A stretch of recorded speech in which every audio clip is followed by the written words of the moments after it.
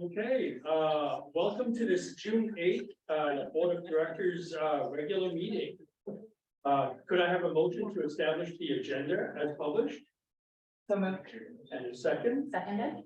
You, all in favor, students Aye. and directors? Aye. Aye. Okay, so that's 2 to 5. Dan, can you hear us? I'm gonna work with him to get his audio working. Okay. Okay, with that, we have the agenda established. Let's move quickly to the superintendent's report. Great, thank you. Couple things to report out on.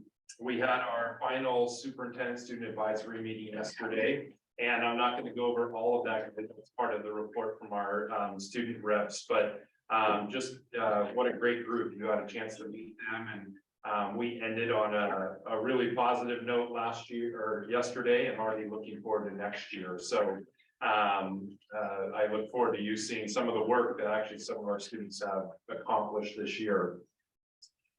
Just kind of maybe a feel-good story or whatnot. I shared this with the PTA yesterday when we had our meeting, but some of you know, or I think all of you know, that Mustafa Aga, right? Did I get that right? Good, finally. As he graduates, I finally get it right.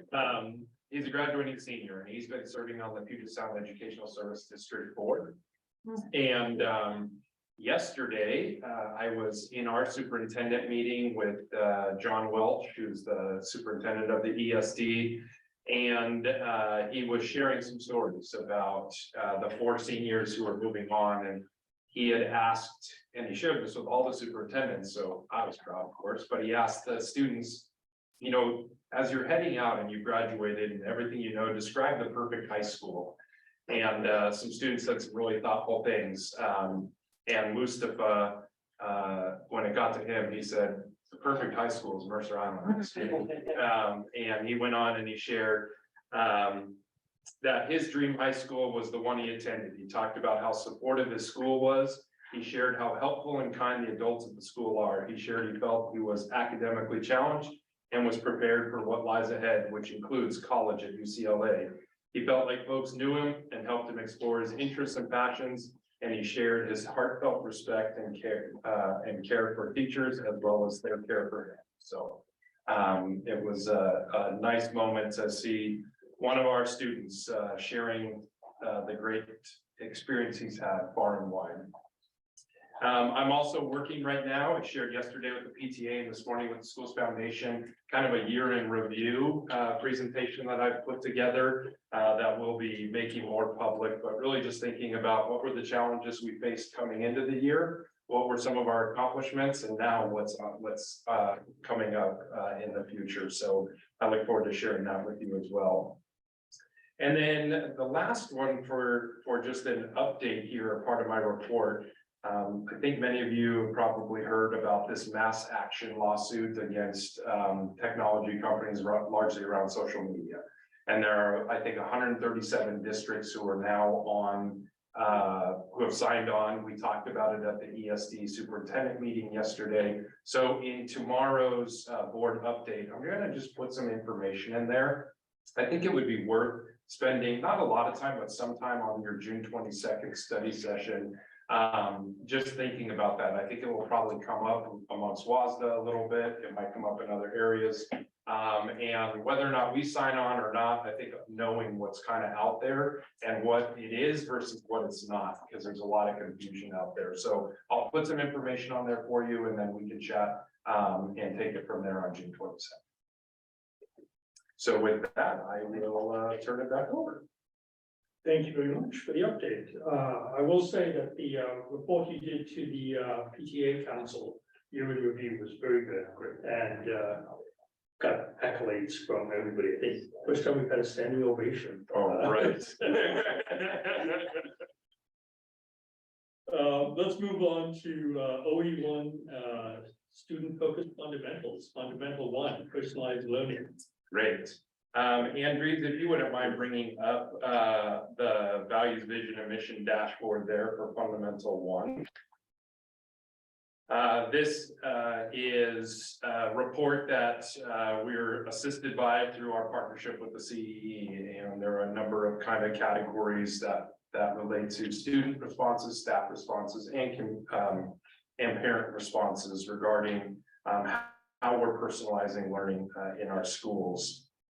I think of note that I'll just say, and we've shared it a little bit about the EDS, but next Tuesday, Ronnie Rumsfeld, who works for the Center for Educational Effectiveness, she's going to spend about an hour and a half with all of our principals and learning services directors and kind of recenter us on the EES and the power of the tool and different ways that maybe we can use it in a more strategic way. So I'm really looking forward to that opportunity to think about this as not so summative in nature, but rather formative for forming. And you see it come up in school improvement plans, district improvement plans, your fundamentals. But I think through some careful conversation and continuing on June 22nd, I think we're going to be able to narrow down and leverage the tool even greater.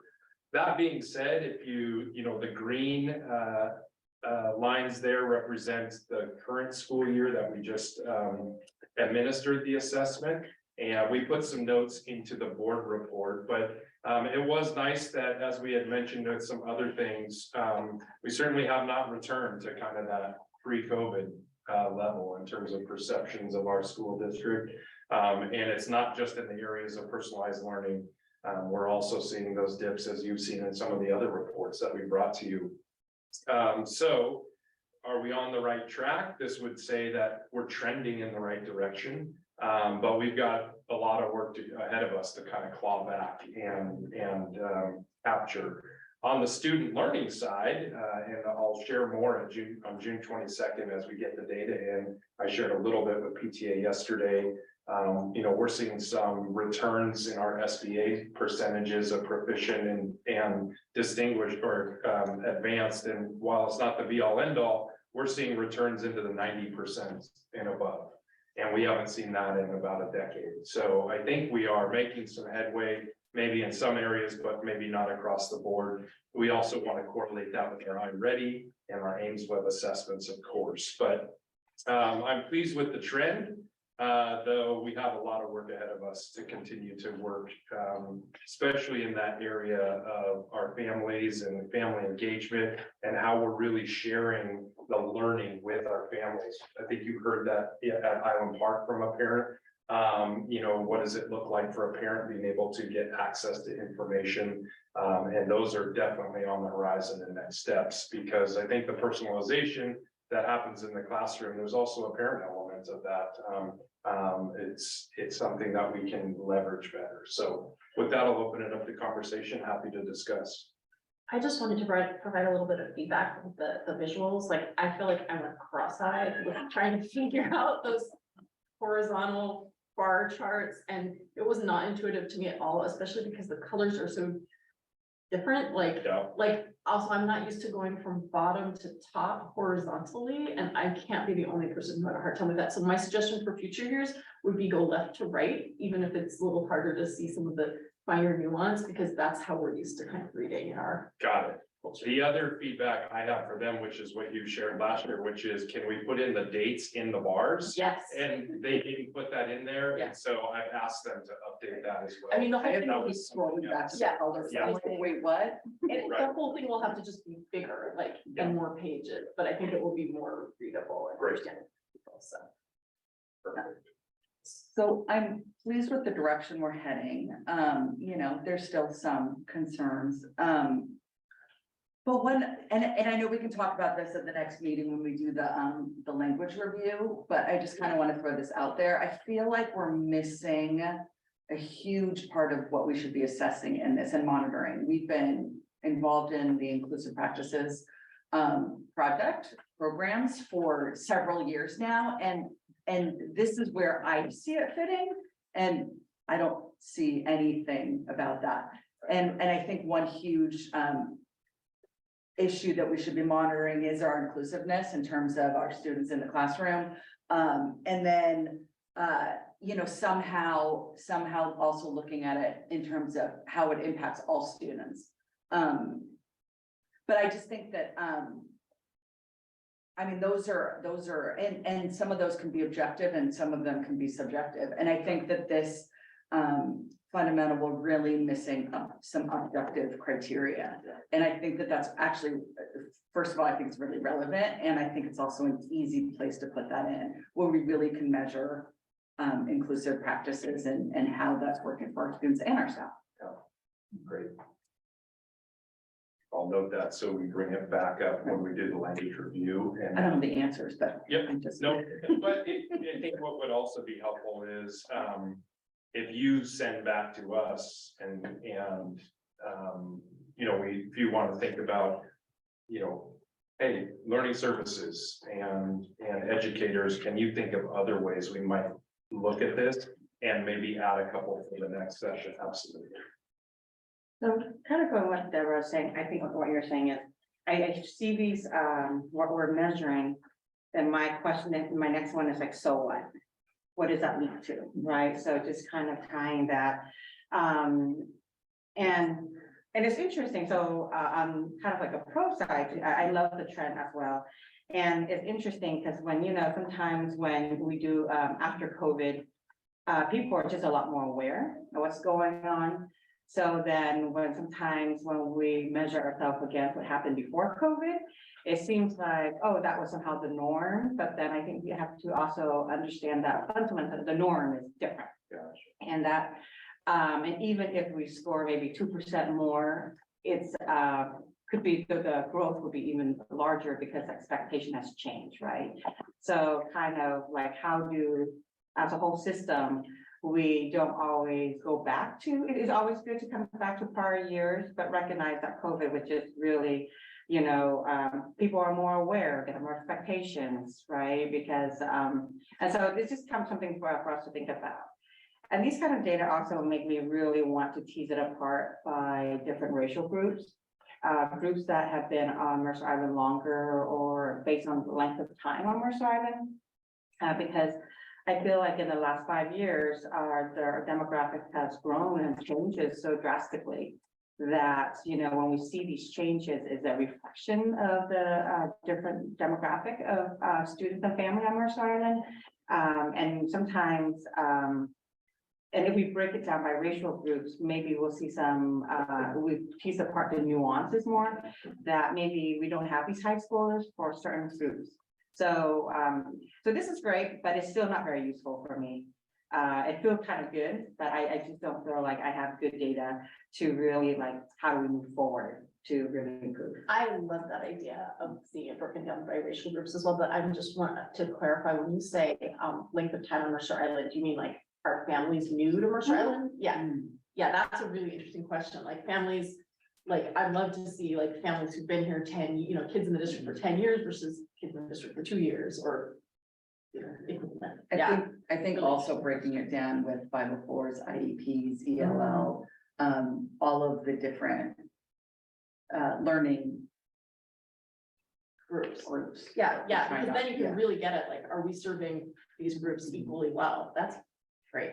Yeah. So what I'll do, as part of our work with CEE is think about, you know, working with them on what kinds of demographic questions can we ask on the front end, not permission wise, but that we can do from the tool itself and kind of go from there to lean a little bit more. I think it will also be helpful as your study session unfolds of, you know, where's the where do we all want that priority to be? Because we also have a number of different questions and measurement areas, and that's even overwhelming in terms of what do we want to move the needle on?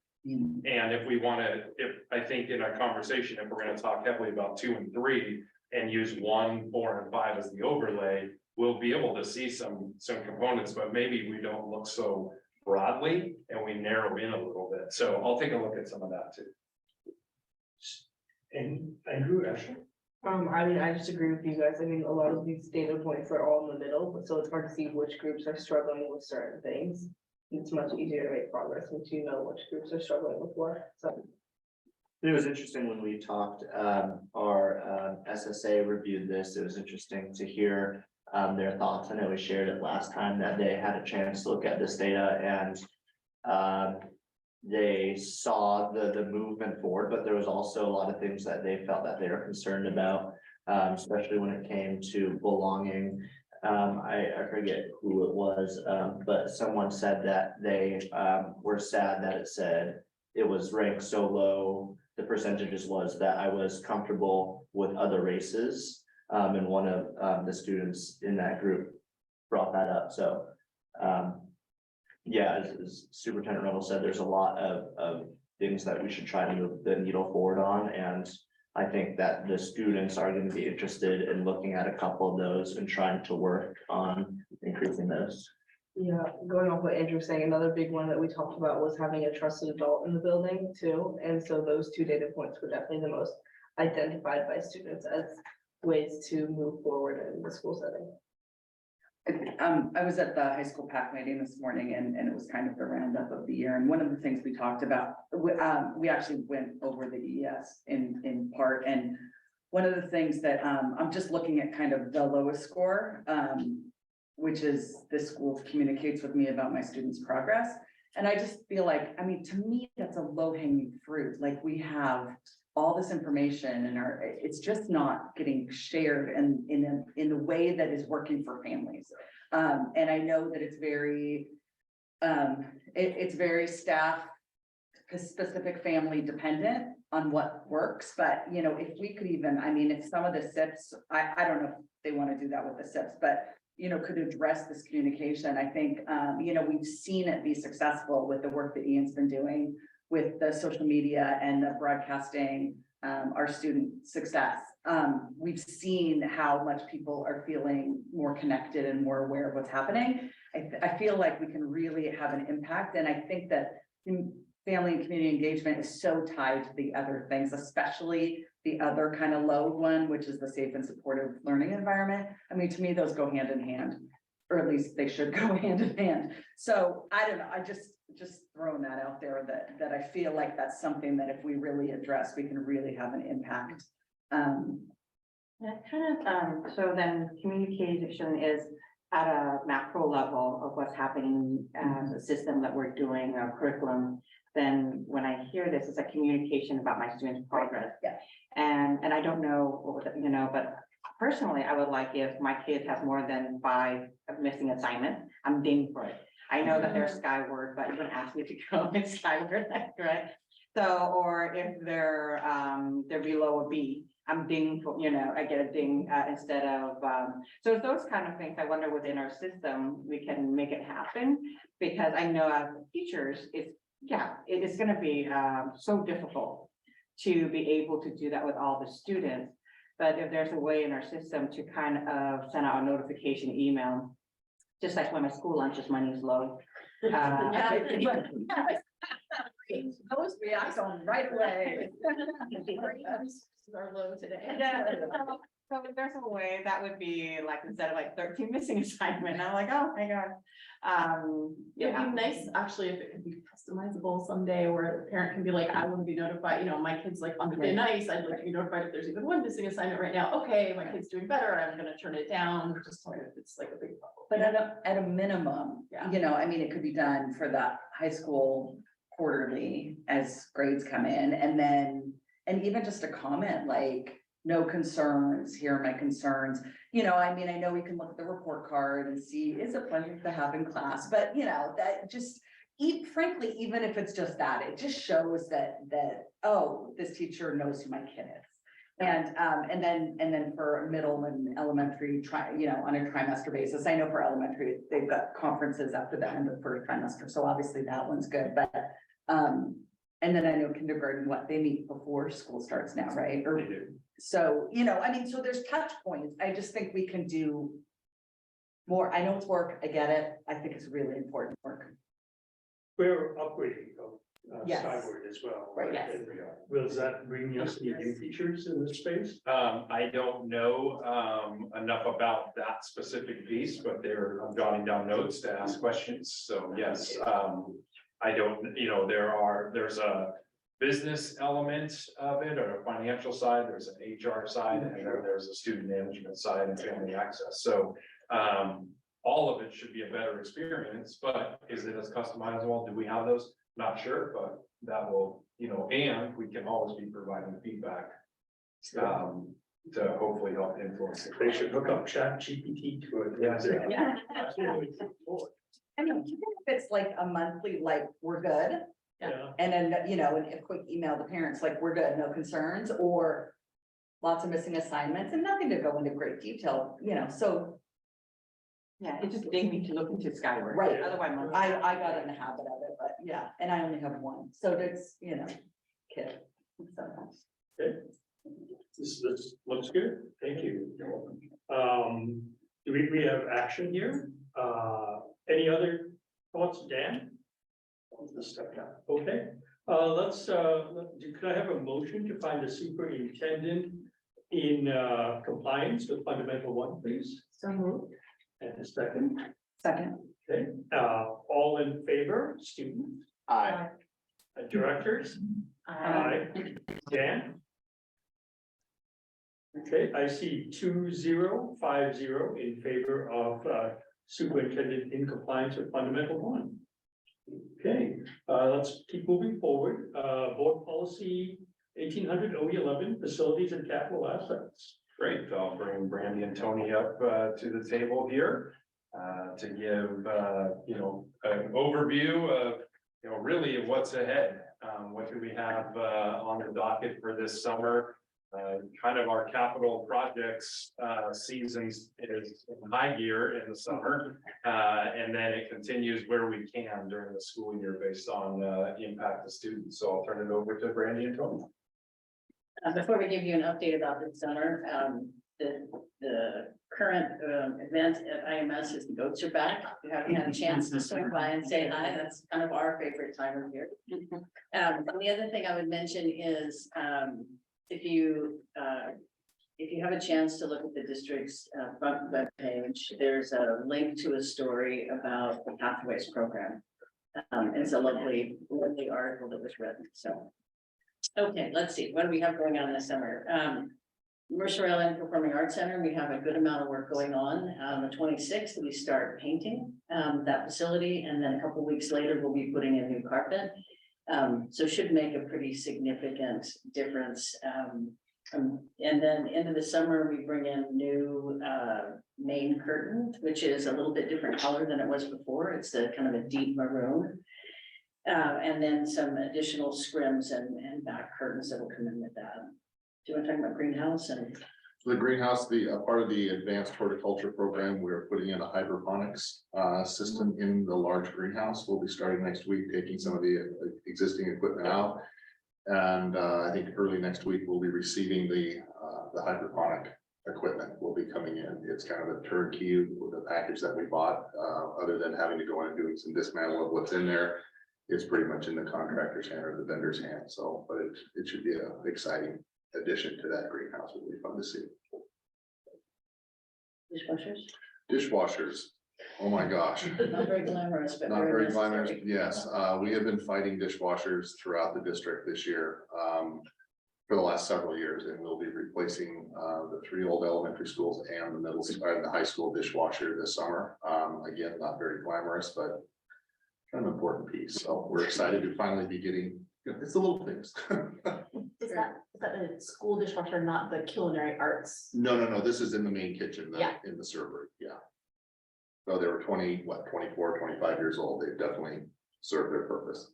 Older than that. Yeah. And then we have some paving at various places throughout the district. There's some work at Lake Bridge in the fire lane that needs to happen in the bus lot, and then some path repairs around the high school. West Mercer Playground, this is an exciting project. We have worked with a civil engineer in the city of Mercer Island.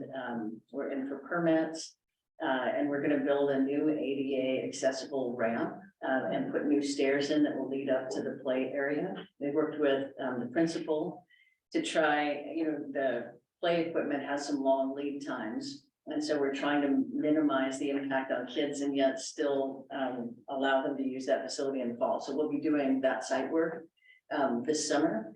And then contractor will go away, and when we have an expected date for the arrival of play equipment, the contractor will come back and he will remove the existing play equipment, remove the wood chips, install drainage, and then some crushed rock, and then the playground guy will follow right behind that and get that installed. So we will have a period, probably November, December, where the playground's out of commission, but that'll be a nice addition. But we do have 2 Gaga ball pits coming to Westminster, which will take the pressure off of the big toys. So they won't even know the big toys closed. Visits and quick trip to the principal. Come on, Mom. I grew up playing Gaga.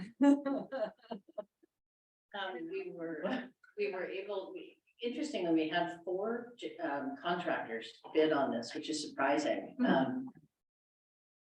To me, I think that people are getting a little bit hungrier, which is a good sign. The low bidder was the same company that did the sewer line installation for us last year. So we feel really comfortable working with him, confident that he'll get the job done. That contract and a copy of the bid tabulation form is in the consent agenda for approval tonight.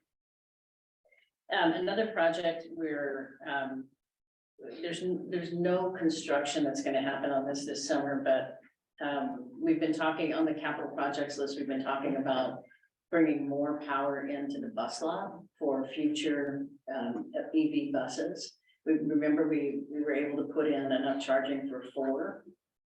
We have 2 now, maybe a couple next year. So we want to explore what that means. We've engaged with an engineer, and we'll be engaging with Puget Sound Energy to figure out where power would come from. Also on the capital projects list is addressing the 35-year-old underground storage tanks for both diesel and gasoline. And so we're working with Pacific Environmental to look at what our options would be for above ground tanks potentially instead of in-ground tanks, which might allow us to cap that, clean them, cap them, fill them, and move on and do a different solution. So we're trying to work both of those together so that we don't make any move with one that precludes the other or impacts the other. So you may hear about that sometime next year, but nothing actually planned for this summer other than some work around dispenser replacement. Energy conservation. So, Deborah and Dan have been in the facilities planning committee, so they've gotten a little introduction to this, but I wanted to share with you that in 2019, the state passed what's called the Clean Buildings Act, and that has some requirements for the maximum energy consumption that a building can have. And it's a graduated program, but basically what it says is if your building is over 220,000 square feet, by I think it's 2027, you must be compliant with their energy use index. And if you're not, you get fined $1 per square foot per year. So at 250,000 square feet, that's a pretty significant penalty. And you have to be compliant by 2027, which means you have to actually show a year of compliance before 27. And so whatever work has to be done in 24, anyway, as it goes out. So we've been, Kathy with Tony's office has done a lot of work with Hargis engineers and their energy conservation group to determine the solution at the high school. Probably in 2024, we'll actually be doing about $500,000 worth of energy upgrades at the high school to help bring that compliance closer to what the state requires. And then in the long range facilities plan, there's some additional costs at the elementary schools. The first part is an energy audit. That's been done at the high school. It's being done on the middle school and elementaries now. Is Northwood in compliance? It is both Northwood and Islander Middle School, the new portion are in compliance. And interestingly enough, West Mercer is in compliance and the old buildings at IMS are in compliance. And it's an interesting formula because you don't just take the square footage of the building, you take the square footage of the building plus all mechanical spaces and attic spaces. So if you think about like the middle school with that giant overbuild, right, it's almost double the square footage of what we actually use, that it goes into that calculation. So everyone's a little bit different, but we have some that are compliant and some that aren't. Thank you. We've also done some work this winter and spring to look at the HVAC system in this building. the admin building, and we have had McKinstry, who did all that work for us at Mary Wade a few years ago, come in and do an energy audit, look at the equipment, and we started out a little bit small. We had them come in and rebalance all of the ductwork and louvers in the building, and that seems to have made a pretty significant difference. We're gonna do a small repair, at least order the equipment this year, and hopefully we can stave off the bigger repair. And really where we've spent a lot of our energy this spring is on the long range facilities plan work. We had our 4th meeting with the facilities planning committee on Monday of this week, and we have decided to schedule one more meeting with them. It's the 26th of June. And we'll be coming to the board with an update on where all of that stands at the end of August. But overall, I'd say it's a very engaged group, a lot of interesting information, and Maitland's done a really nice job of facilitating. Great, thank you. I've heard really good things from people serving on that committee, that they feel that there's been a lot that's been accomplished, so. I have a question actually about the Gaga ball pits. Pits. Are these our first Gaga ball pits They are the in the first. district? So I would strongly encourage, this is not for you, this is for the superintendent, to reach out to other districts around here, like Bellevue, that have them, and find out what policies they have in place, because since I've been interning in one of the Bellevue elementary schools that has a Gaga ball pit, and have had to counsel a lot of kids following fights at the Gaga ball pit or while waiting in line for the Gaga ball pit, they actually This is a implemented. big can of worms. Yeah, they actually, things got much better when they implemented a lottery system. So only certain kids have a pass to play Gaga ball on any given day. And so there's no crowding and there's no more fights, because if you fight, you lose your pass privileges for like 2 weeks. So I thought that was brilliant on, somebody's part, and that kind of ended the issue. But the first half of the year, like half of my work as a counselor in the school was about Gaga ball fights and who was mad at who because of what happened in the pit. So I'll make that's sure my- Megan understands that I got the easy part. I just provided the. Yeah. Now it's in Megan's hand. Love playing Gaga ball at like summer camp and stuff over the years. They will be super happy, even though they're now, my older ones have now graduated, they will be really happy to hear that they're Gaga ball. So I'm saying, go into it with your eyes open. It's like having dodgeball at every recess. Yeah. Not kidding. Just don't put one at the high school. Please. Why? Because We've already done it in the gym before. Put the tables We have to over. figure make a great Gaga ball. You could literally just close the amphitheater. Yeah. it's kind of Like yeah, a mosh it's pit. already kind of And made. senior project, that's senior project, gosh. I broke my arm playing Gaga and something. Everything costs. Thank you. How's the student voice on facilities plans and things like that? I know you're on the long range committee, but do we also have student voice applying moving forward into what we do over summer? Yes, there will be 2 returning voices for the last meeting, and I don't know if meetings will continue past that, but Asha and another junior will continue to serve on that committee into senior year. Okay. That's great, and we are planning on bringing the committee back before we do the community outreach, and sharing the presentation with her, so. I think the committee as a whole is very much welcome student voice and input and Been really with that, yeah. I have a quick question about the pathways. Is one of the pathways going to be the pathway from the Northwood parking lot to the high school? No, not this round. Okay. The pathway at the high school we're doing is from the, I think you're calling it the senior lot, it used to be the C lot at the top of the state. From there to the crosswalk that goes over to the gymnastics room, there's kind of that Okay. gravel area that gets kind of crazy and the gravel gets slippery, so we're trying to take that out and make it a real pathway. I will say that pathway gets flooded a lot, and so the one from Northwood to from the Northwood parking lot to the high school.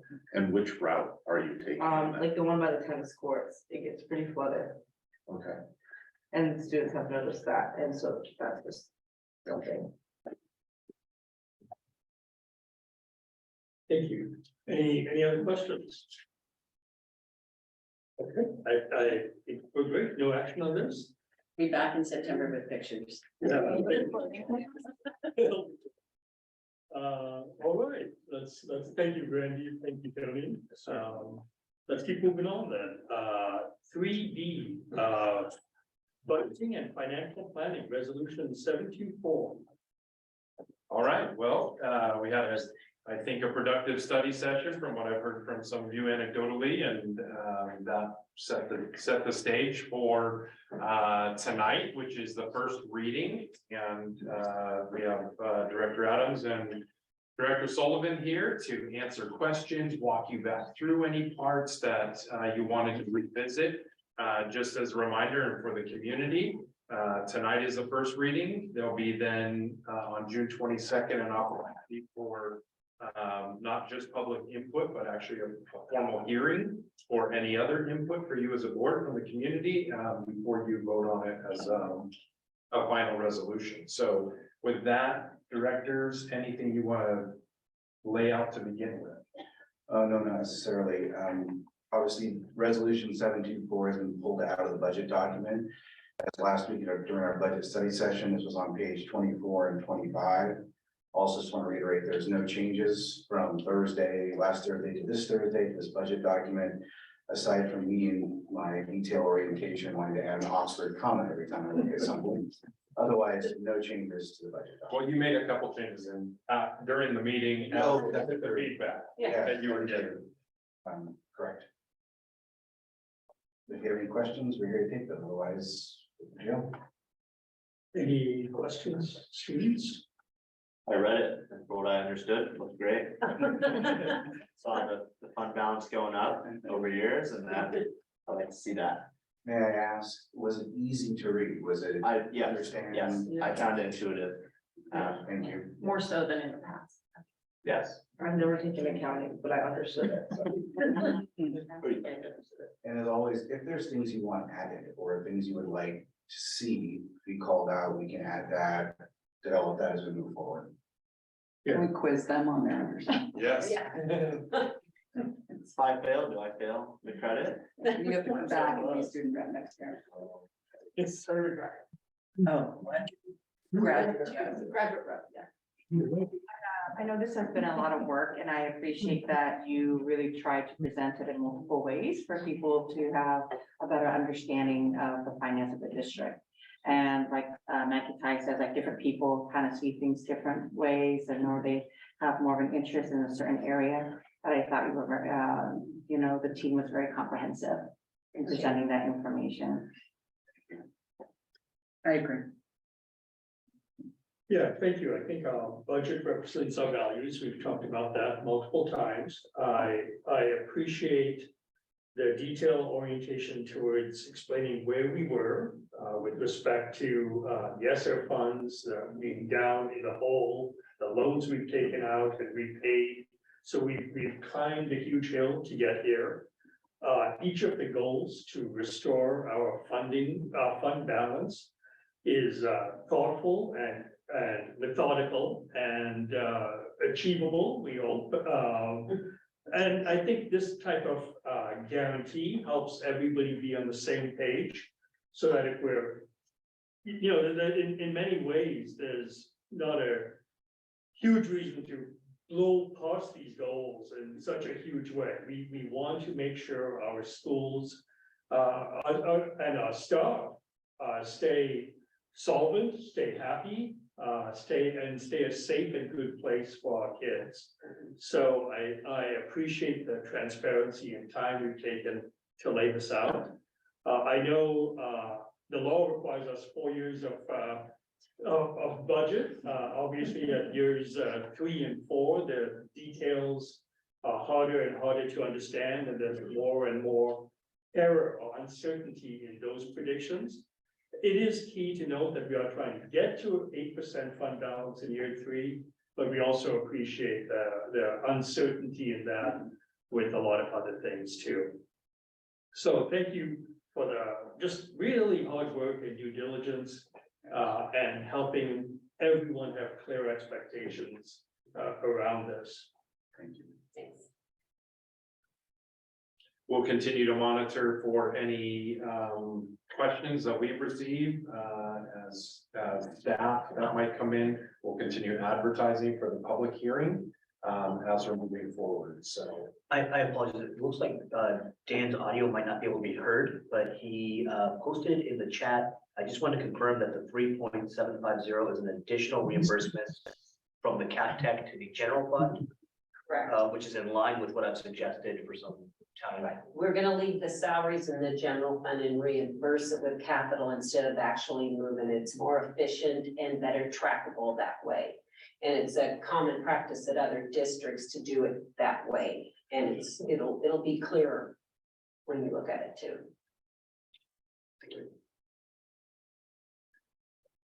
Okay. Thank you. With that, no other questions? Let's keep moving forward. Thank you. Students on governing boards, student rep report. Awesome. Well, this is my last report, a little sad, but also gonna start us off. I was just giving her time because she had it pulled up, so. Yeah, so we're gonna start with elementary. The all island track meet is tomorrow. I am really not sure who will win, but I think you can all guess it's West Mercer. It will be. That's perfect. I mean, every year, something is in their water. The Lake Ridge Spring Concert will be the 13th and 14th of next week, and the Lake Ridge had their first newsletter published, which I brought here today.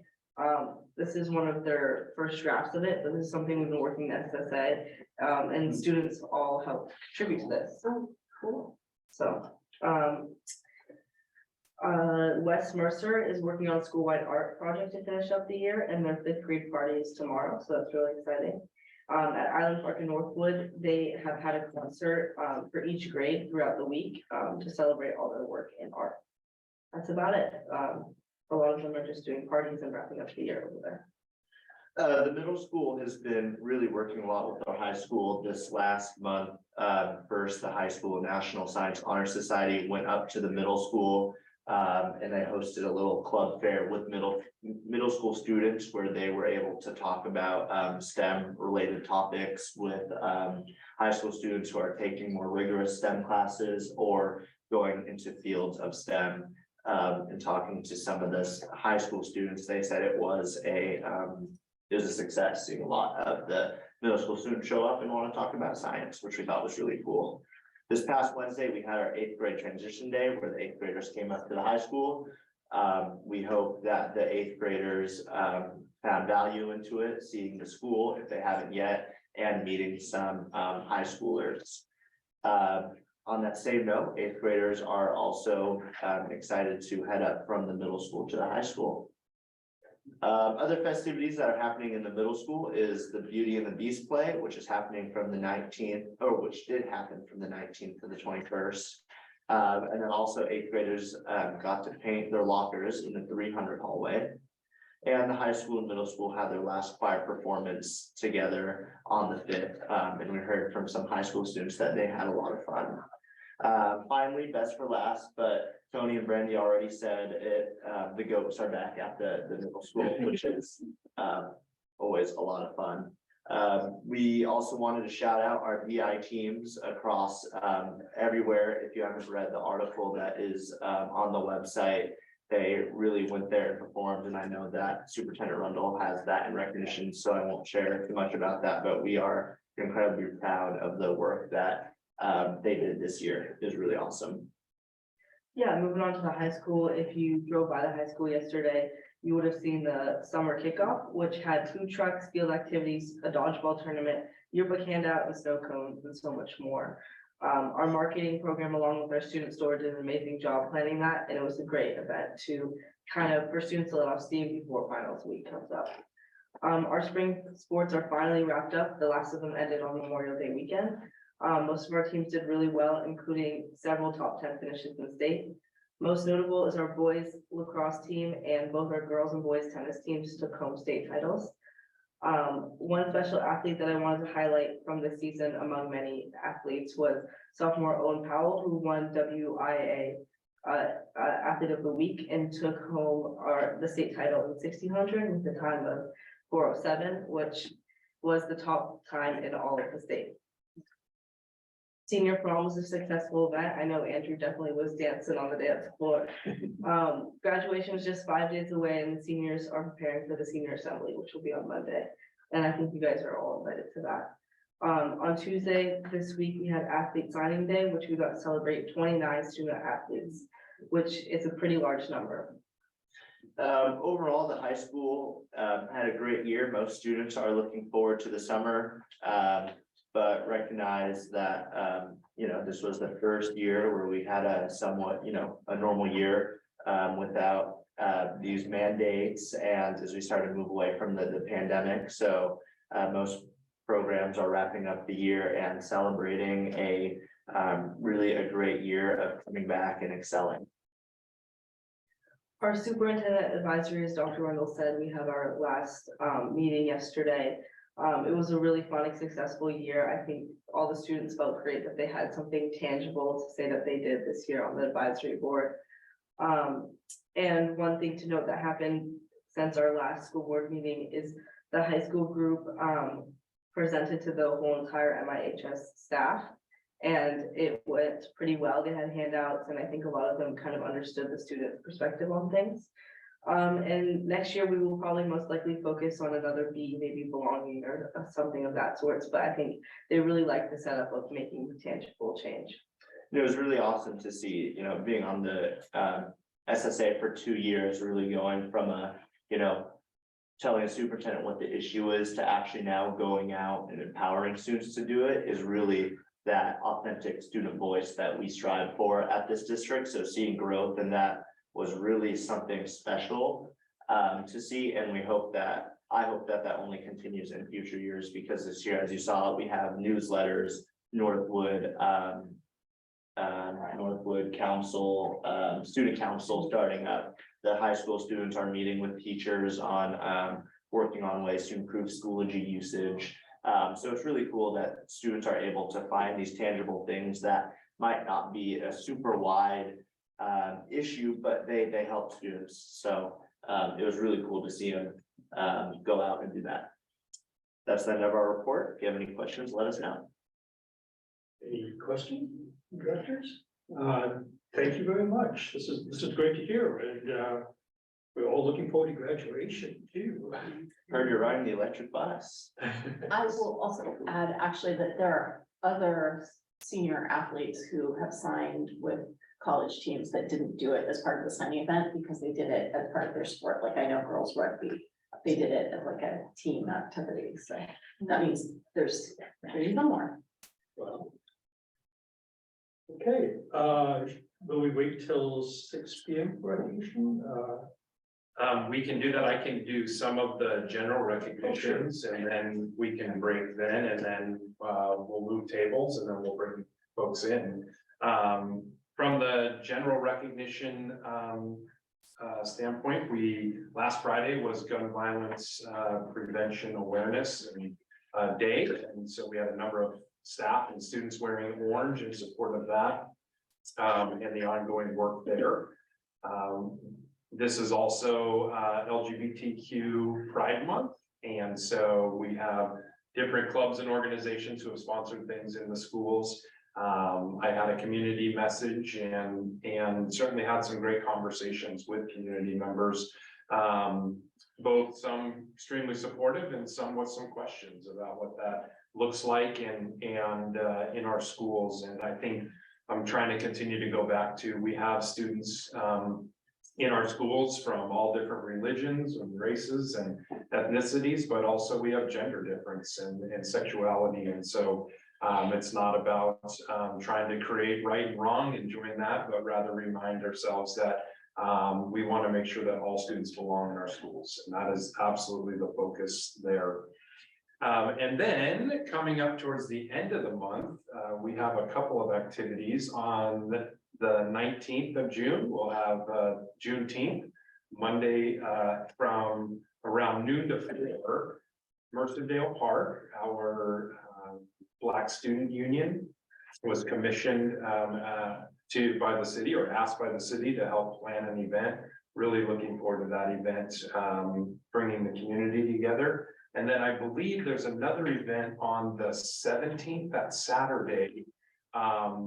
There's another community event down at Mercedale Park, and I don't remember the exact affiliation. I think they mentioned it at the PTA, but just lots of great activities coming up. We have summer celebration in July that we'll have a presence at. So just, great opportunities again for our school district to get out in front and celebrate our students and our community. So with that, I think we'll hold off on our other recognitions that really get into our students and staff. Maybe we just take a recess, we'll reset the boardroom and be there unless we have questions. Sure, any questions? So. Okay, should we take a 10-minute recess till 6 o'clock? Is that what you're suggesting? All right, let's do that. 8 minutes. 8 minutes. Well.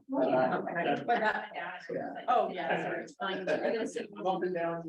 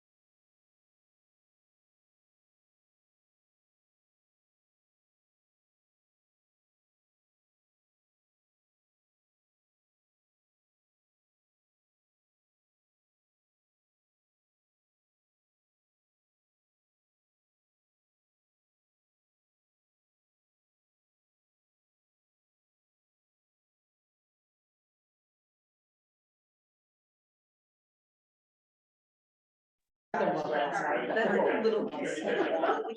Think about it, like, I didn't know. Good to meet you.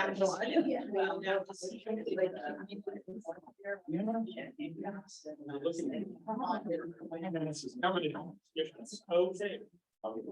Let's, we're back from recess at 6:02. And we are we're back from recess at 6:02 and we are continuing with recognition and it's gonna be a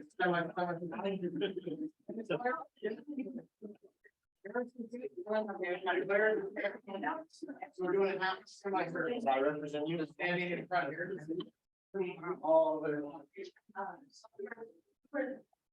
Play your hand, parents, if you. Do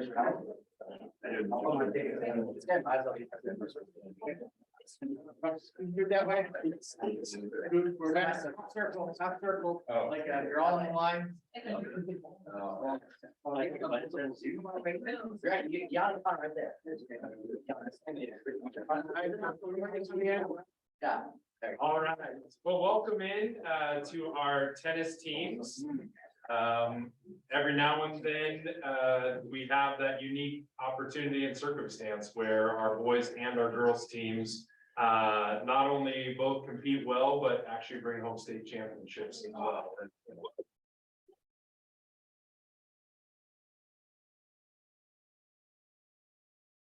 So starting, on May 27th, so not that long ago, our boys and girls tennis teams, they won the state 3A championships. Both teams beat Lakeside 35-32 by our boys team and 21-18 by the girls. It was an all Islanders doubles finals as both teams took first and second place respectively. So always hard to compete against your own teammates, but to bring home first and second is fantastic. So what I'd like to do is give you an opportunity, and we can start left to right there. We'll have coaches, if you want to say a few words about the season, about the teams, and then we'll have each of the players tell us name, grade, what are you singles, doubles, and where you fit in there, and so we can get to know you a little bit more. So coaches, come on forward. Love to hear from you. Okay. Hi, I'm Jackie Housman. I am the girls tennis coach and my co-coach Grace Bethards is beside me. We were honored to join, but to coach these amazing athletes. We won the Kinko regular conference, the Kinko tournament. We won districts and then ultimately became state champions. But what's even more important, they were awarded the WIAA Outstanding Scholarship Award as well for an average GPA of 3.8. And in addition, which was equally important after the difficult pandemic years, these ladies and the team members that aren't here, but they made emotional well-being priority one because they were confident that good results would follow, and boy did they. So it's been an amazing season and just can't say enough about them, and I look forward to hearing from you individually. Hi everyone, my name is Jaya Monhoff. I've been on the varsity team the past 4 years, so it's definitely been a highlight of my high school career. Winning state, both individually and as a team, has always been a goal of mine. So just winning my senior year was the most rewarding thing I could ask for.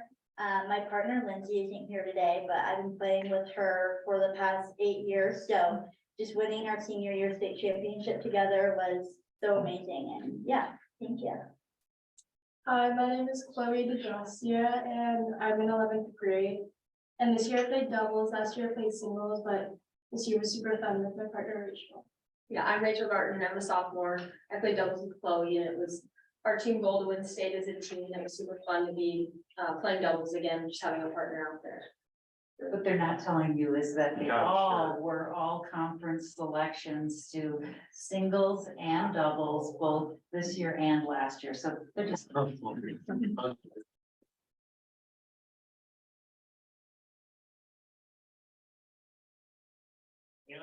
our boys coaches. I'm Ron Akins, the head coach of the boys. I guess my first gratitude is to Billy Pohl, who is a volunteer coach His tennis IQ, the enthusiasm he brought every day, was much appreciated by the boys and myself. I was listening to Jackie, and we too were undefeated in the Kinko League. We won that. We won our Kinko tournament. We actually placed third at districts, and I will say that the boys brought their best tennis to the state tournament.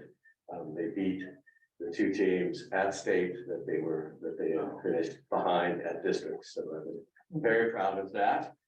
And I'll let our captain talk a little more first. Let me say one thing Yeah. for the captains real quick, and that is, I just want to say how proud I am of all you guys, because it was really a progression through the year. When we started, our goals were always three things: to always play as a team, to always hustle, and to always have fun. And I think you guys just stuck to those fundamentals all year, and there was a lot of improvement. And I felt like it was lightning in a bottle, the weekend of state. I mean, everything that could happen in the right way for us did.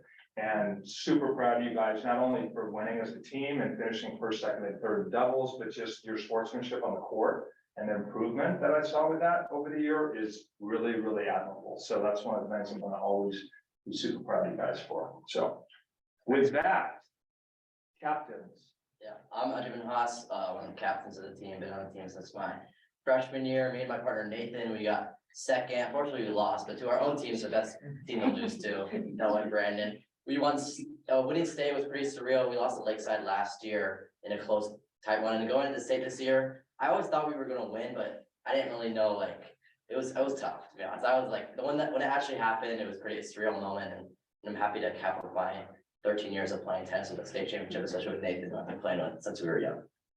Yeah, I'm Noah. I've been on the team for 4 years. And yeah, this year was crazy just because me and Brandon, we got fourth at districts. And the teams we had lost to, I mean, they were good. They were really good. And then all of a sudden, like, there was a week in between districts and state, and we just like completely picked it up and we ended up winning state. So that was fun. Hello, I'm Brandon Chu. I'm 12th grade. I've been playing tennis for more than 10 years now. And yeah, just winning state was just surreal again, what Audrey said. And kind of to top it off with what Jay was saying is basically kind of my story as well. We didn't really qualify, or we didn't play super well in like the district tournament, the Kinko tournament. Definitely we're one of the weaker doubles teams. But just again, what Noah was saying, how we definitely kicked it into gear that week before state, and I've been playing with Noah for 2 years now in doubles, but again, we've been playing competitively for when we were started at 7 years old, and so it's just super awesome that our senior year, we could really take it all home and really just take home a team title for our school. That's something that personally I've been really wanting to take home and to really just support our school in that way and represent Marshall Island tennis in general. So it's a dream come true.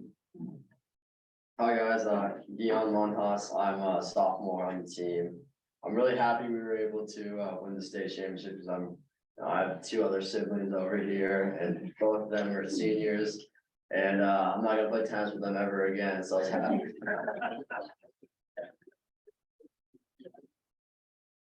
So I was happy with my last tennis moments. We were able to win a state championship, and I'm really happy for my brother. I think nobody wanted it more than my brother. And I also want to thank my coach, Billy and Ron. I really learned a lot from them. I think my progression from my freshman year, I think I learned a lot off the court more than on the court. And it really helped me make the leap I had this year. And it helped us win a state championship. So I'm thankful for my coaches and really happy for my senior teammates, not just my siblings. So I was really happy to do it this year. I'm Connor Leung. I'm a junior and I've been on this team for 3 years, and yeah, the opportunity to even just play in state was really big for me because I didn't get to play last year. So playing this year was really like huge for me. And then we ended up, me and Sam, playing like the deciding match, whether we win Lakeside, whether we win or be tied with Lakeside. So it was a really stressful match, but we had a very fun time. Hi, I'm Sam Dilworth. I'm a junior on this team, so I've been on the team for 3 years. Me and my partner Connor, we won Kinko, and unfortunately didn't do as well as the other teams. You guys deserved it. Yeah, but as a junior and along with these other guys here, except for you captains, I'm really looking forward to next year and really hoping that we can get another one back. Trying to go back to back. Yeah. I'm Nathan Wen, I'm an 11th grader, and I was just very happy to contribute to the team winning as a whole, because tennis is usually looked at as an individual sport, but in high school it's a team sport, and that felt really good to contribute. Awesome. Congratulations. So what will the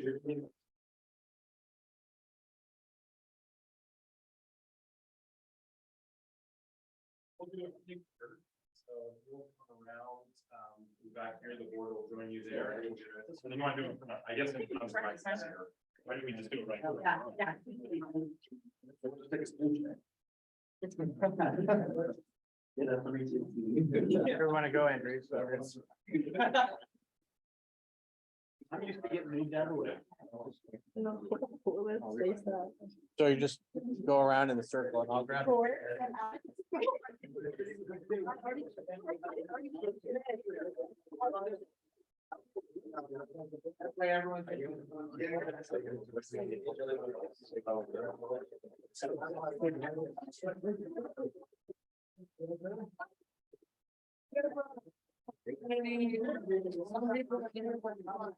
Why is such a big? Oh.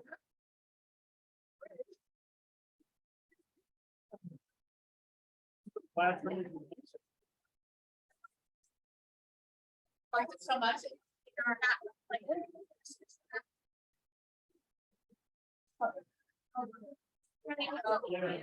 We do number one or anything like that? Number one? We're gonna all just do it, hey, all the kids. And family members will get the shot. 3, 2, 1. Okay. Oh. Now. Now Parents. Oh my.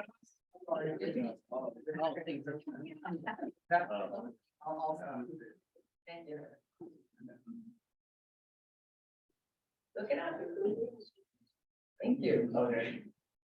Everyone get it? And now we're gonna take a picture of just the parents.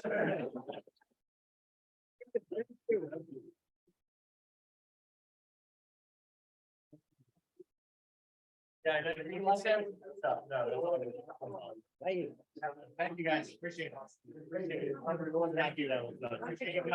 Congrats, Noah. Those are my films and. There's some video with the face. Like, no.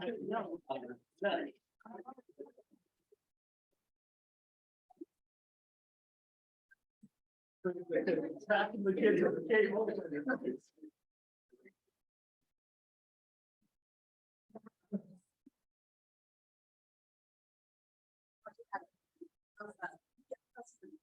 Okay, so now we're gonna bring in our Destination Imaginations team, so Ian's bringing them in.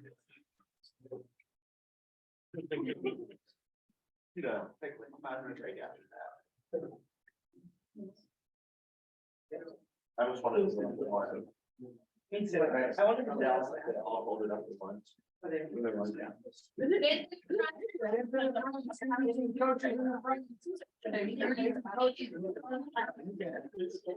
can about like.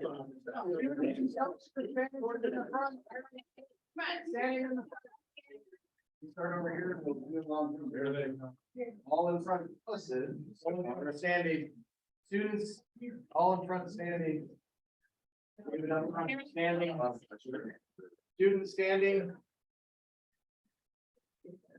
All right, so as they come in, we have a long list of names and competitors and coaches, but this year we had 11 Destination Imagination teams from the elementary, middle, and senior levels participate in our global finals tournament in Kansas City. These teams participate in 6 different challenge areas: engineering, technical, scientific, fine arts, improvisational, acting, and service learning. And they all did just an absolutely phenomenal job. They represented less than 2% of the 589 teams of the tournament and yet took home 16% of the first place awards.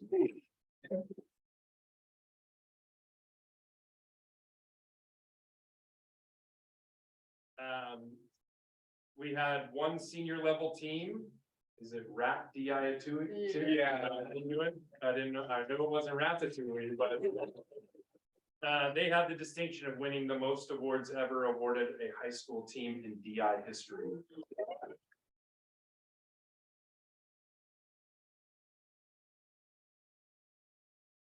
They earned a Renaissance Award for their instant challenge and the Renaissance Award for the main challenge. The High Instant Challenge Award and a first place for senior level fine arts. This year, students have spent over 25 weeks creating a story that connects to their specific challenge, delving into skills such as designing and creating technically sophisticated sets and props, crafting team costumes, and incorporating team choice elements, which were featured as individual talents. Many of these teams are led by parent volunteers, and I can certainly attest to that at the beginning of this year. I work with the coaches, with Mr. Baxter, Miss Langley, I think is back there, Miss Work, I think I saw coming through. We work at the very beginning and we bring in a lot of volunteers, and we do volunteer training, but really it's volunteer appreciation because it takes hundreds of hours to really manage a team because of the enthusiasm of our students. They just don't want to stop, and it takes a lot of coordination and effort there. So with that, I'd love to turn it over to Mr. Baxter, Miss Langley, and Miss Bork, just to talk a little bit more. We have other teams here as well, but I'd love for you to talk about other teams and then our students that can introduce themselves and tell us what team they were on.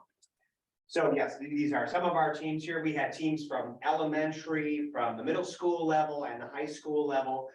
11 teams this year. We were so proud of all of them.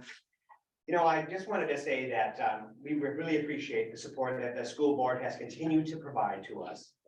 Dr. Rundle is our advisor, which is so nice of him.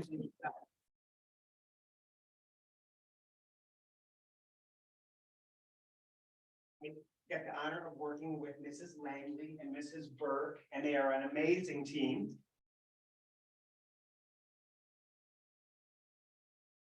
We have an incredible group of parents. Some of these parents went with us to Kansas City as their team managers and took time out of their jobs and were, so actively involved. I'd like to just do a special shout out to Christina Hua, Elizabeth Loisel, Tiffin Goodman, Melinda Reamer, Ruby Azim, Susan Kim, Justin Pei, Winky Lai, and Mei Ying for their many, many hours of supporting our.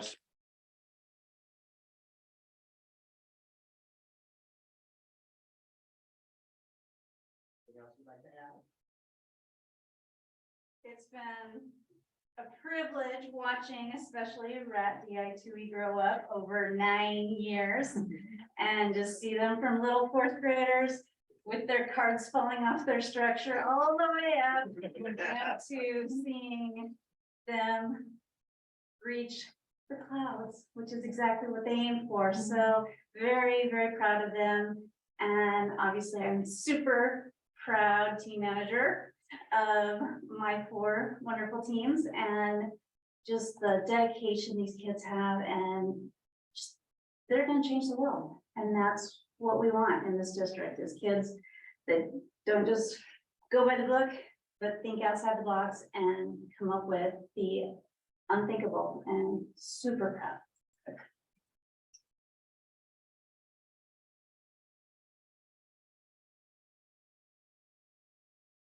Reiterate our thanks for the support that we get from Dr. Rundle and the school board. I think besides watching all these students work day and night, from the beginning here in the fall, all the way through going to global finals, one of my favorite things repeatedly through the years is watching these students have the chance to meet students from all over the world. So this year we had even more international teams return. And it was really heartwarming when Ukraine walked through and they got a standing ovation from 7,500 people. in the auditorium, and it just gave everybody chills. And besides that, one of the aspects, again, is just meeting students from all over the world. There's pin trading where the students go and they're talking to kids, they're talking about what the pins mean, but again, just the opportunity to get out there and have a global experience has just meant so much to them and to us, and just to thank you again for the opportunity and the support.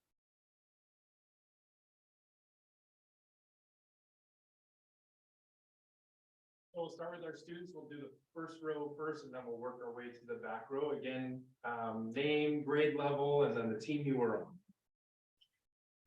I'm Sahid Shah, and I was on the catastrophic cookies. You're also in, Technical challenge. and you go to, Middle school, and you are in the, 7th grade. My name is Blakely Burke. I was on the mean green bean when we were at high school scientific level, and I'm in 9th grade and I go to Rhode Island High School. Hi, my name is Jasmine Bandrio. I'm also part of the Mean Green Bean Scientific 9th grade. Merton High School. I'm Rilka Dalton. I was on the mean green beans and I'm in 9th grade. Hi, I'm Audia Single. I was on the Mean Green Beans. I'm in 9th grade. I was in the Scientific Challenge and I go to Merton High School. Hi, I'm Allie Selden. I was on the tortellinis and tutus. I'm a 9th grader here at Mercer Island High School, and we competed in the service learning project. My name's Julius. I'm a sophomore at MIHS, and I was on the RAT DI2 team. I'm Daniel Marcus. I'm a junior at Mercer Island High School, and I was also part of RAT DI2. I'm Elliot Gear. I'm a soon-to-be graduated senior at MIHS, and I was on the RAT DI2 team. My name is Lucas Osar. I'm a junior here at Mercer Island High School, and we worked in the Fine Arts Challenge. I'm at the end too. My name is Tyler Langley. I'm also a graduating senior at Mercer Island High School, and I was on RAT DI2. Hi, my name is Sol Park. I'm a junior at MIHS and part of the RAT DI2 team. Hi, my name is Jonathan Agar. I was on the team Frankenstein in the engineering or the technical challenge, sorry. And I am a graduating senior. Hi, my name is Bobby. I'm a senior that's also graduating, and I was also on the Frankenstein team. Yeah, we did Frankenstein. My name is Adrian. I am in 8th grade. I was part of the catastrophic cookies and needed the technical challenge. Awesome. So what we're gonna do is we'd love to get a picture of all of you with the board, with the coaches and the teams. We're gonna do it right up here. We're gonna probably need the 2 lines, just kind of like the way they are there, and we'll have the board fill in. So you're just gonna kind of pivot around here and create a kind of a moon shape or how to pull it. Okay, so go on back. Yeah, also. Remember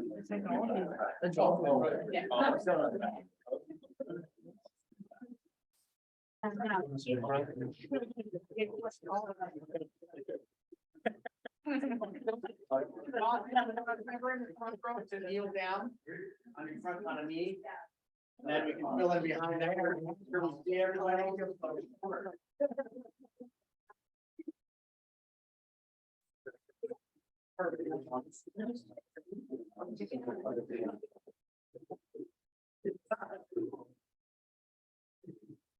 Okay, here we go.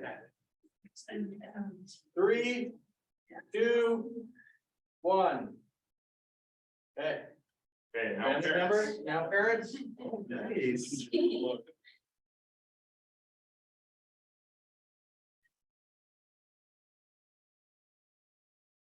Parents are all good? All right.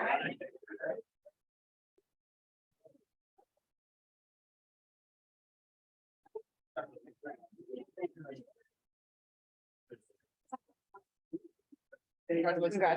Thank you. See you tomorrow.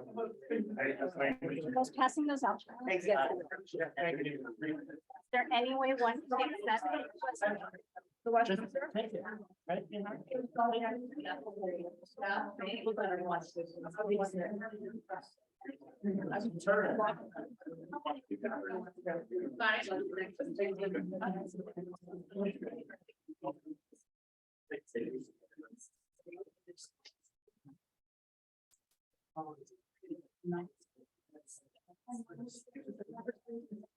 I'm mean, why is it that? Okay. We did. Go all of it. Thanks, Julie.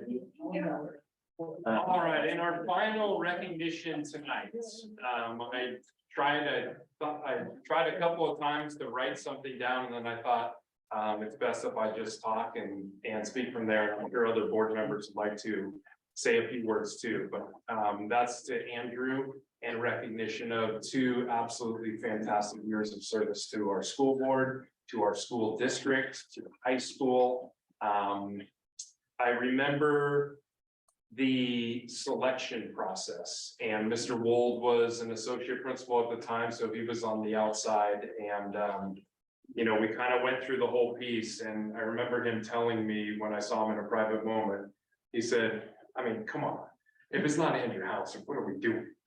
This is, you know, and I think you've been a leader for many years. I think, you know, you've got connections to teachers who were just here as they're filtering out. You've written letters to teachers who've made a difference in your life, clear back in elementary school. You've continued to serve in leadership roles, not just here, but in the radio station and throughout the school.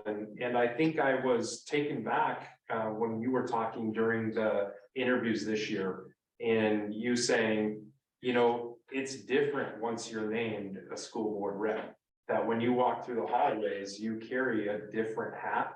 And I hadn't really thought about that, but both of you spoke in that how proud you are of that.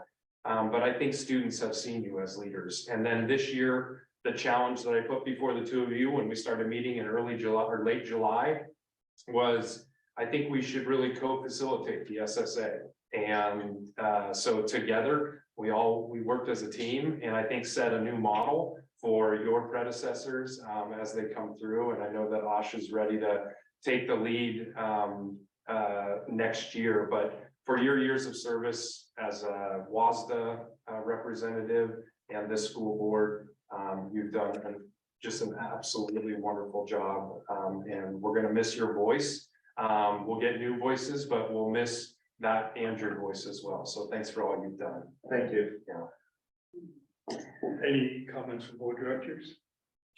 Yeah, we're just gonna embarrass you, like take turns embarrassing you now, but it is really unusual for one person doing the job that they've been given to really like stretch the boundaries of that job so much. And that's true even in like the adult workplace. And I think that you took that you had some fine predecessors, and they had taken the envelope they were given of student board rep, and they had kind of wiggled around and made that envelope a little bit bigger. But you basically just like moved into a much bigger envelope, like a hermit crab. Like you just kind of like took it and you just went elsewhere with it. And it's been really inspiring to see you. And Asha has big shoes to fill, but I'm sure she will, and her successor, et cetera. But it's been really lovely working with you, and you really have felt like another colleague on the board. So thank you for everything that you've done statewide, not just for us. Feel a little bit like I have another kid.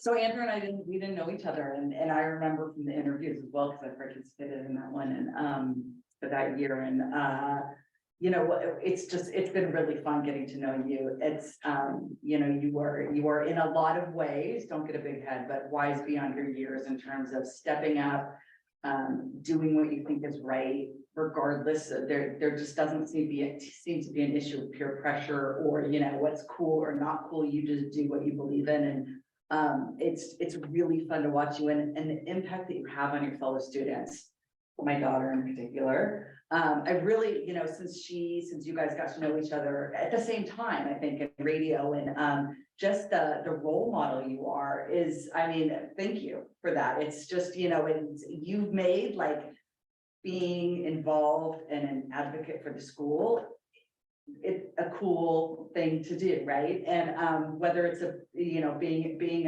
incognito in certain outfits, versus being upfront at the assemblies and the leadership of the Senate, it's really been amazing. I do want to highlight a couple of things. One is Dr. Rendell and I had the privilege of being with you guys in Spokane, and Asha had to go home early because she was sick, but you know, Andrew we've talked about this before, but Andrew participated on the student panel. And from that point on, Dr. Rundle and I were Andrew's entourage. Like everyone stopped him. All the board directors from all over the state were stopping him and talking and the impact that he made and the things that he had to say. Both, you know, the students seemed to really, you know, it meant a lot to them, but the other board directors and really, I think you've made such an impact on, you know, that group and the importance of student voice, because when you have articulate, brave, intelligent kids who are willing to stand up and say, hey, parents, it's about us, or staff, adults, it's about us, and don't forget that, it's a really, really important lesson, and I'll be part of your entourage any day. So when you're running for whatever it is you're running for, I'm happy to do that. And then the other thing is, you know, just taking the lead. And when we did Day on the Hill, it was, I wish I had brought you guys to DC with us, because that would be super fun to do in the future. But you know, when we were meeting with our legislators, it's, you know, the adults kind of sit around and plan, what are we gonna say? And it's like, why don't we just, you know, Asha, Mustafa and Andrew and Asha just, you know, go. And one of the things that you said I use often, when you were talking about special education funding and inclusive practices, and you get up there and you refer to, we want to be in school with our friends.